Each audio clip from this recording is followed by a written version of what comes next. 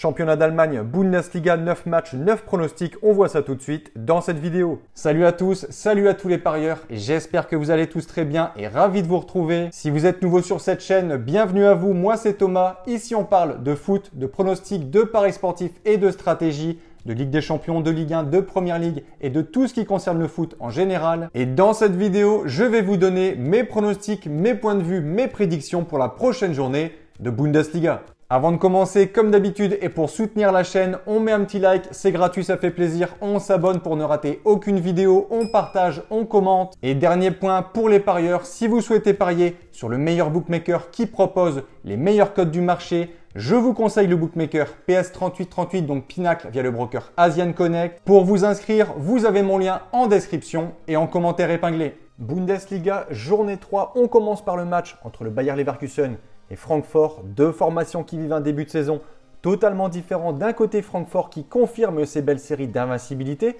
une seule défaite en 14 matchs, c'était contre Fulham en amical. Et pour cette reprise de championnat, Francfort, c'est 2 matchs, 2 victoires et de belles victoires, 4-1 contre Brême et surtout 3-1 sur la pelouse d'Hoffenheim. Hoffenheim qui était vraiment l'équipe en forme du moment. On a donc Francfort, une équipe à prendre réellement au sérieux. Et en face, Leverkusen, très décevant, une défaite d'entrée justement contre Hoffenheim 2-1. Ensuite, un match également décevant contre le Werder, 3 buts partout alors qu'il menait 3-1. Et en plus, à 11 contre 10, on est très loin du Bayer qui remportait la Bundesliga il y a 2 ans et qui avait été en finale de la Ligue Europa. On a clairement une équipe en chute libre, en manque de confiance. Après seulement 3 matchs, le coach Erik ten Hag a même été licencié, viré du club. Bon, ça semble compliqué pour cette équipe. Et pour ce match, mon point de vue, je vais partir sur un nul, un partout. Second match, Fribourg-Stuttgart. Les locaux, Fribourg réalise un début de saison très compliqué. Lanterne rouge au classement, 2 matchs, 2 défaites, 0 points. Pourtant, on avait une préparation qui était plutôt bonne, invaincu sur 4 matchs amicaux, une victoire en Coupe d'Allemagne. Mais là, ils se sont inclinés contre des équipes moyennes sur le papier, Cologne et Augsbourg sur des scores assez salés, 4-1 et 3-1. Donc beaucoup de soucis sur le secteur défensif. Et en face, Stuttgart, équipe de milieu de classement en Allemagne, 9e la saison passée, une victoire, une défaite après 2 journées. Je pense que pour ce second match, un match nul et encore cohérent, je vais dire de partout. On enchaîne, Mayence reçoit Leipzig, les visiteurs se sont bien rattrapés. On se rappelle tous de la première journée où Leipzig s'est littéralement fait manger contre le Bayern de Munich 6-0, prestation calamiteuse, défense en carton. Pour la seconde journée, victoire logique selon moi. Il n'avait pas le choix contre Heidenheim 2-0. Leipzig est une équipe qui a des ambitions, des objectifs, mais c'est plus aussi efficace qu'avant dans les années 2018, 2019, 2020 où clairement Leipzig est rivalisé avec les plus gros. Mon point de vue ici à Mayence, je pense qu'ils prendront les 3 points 2-0. Quatrième match, Wolfsburg-Cologne. On a ici une équipe de Cologne promue cette saison qui visiblement a l'air en pleine forme. Aucune défaite depuis le 24 avril, 11 matchs de suite d'invincibilité, 6 points sur 6 après 2 journées, c'est déjà super pour une équipe qui joue, on va pas se mentir, le maintien. Par contre, ici à Wolfsburg, je ne les vois pas du tout gagner, même si Wolfsburg à domicile, c'est pas terrible. Ils n'ont plus gagné à domicile depuis le 14 janvier dernier, 6 nuls pour 4 défaites. Je pense qu'ici, Wolfsburg va enfin renouer avec le succès contre Cologne, je vais dire 2-1.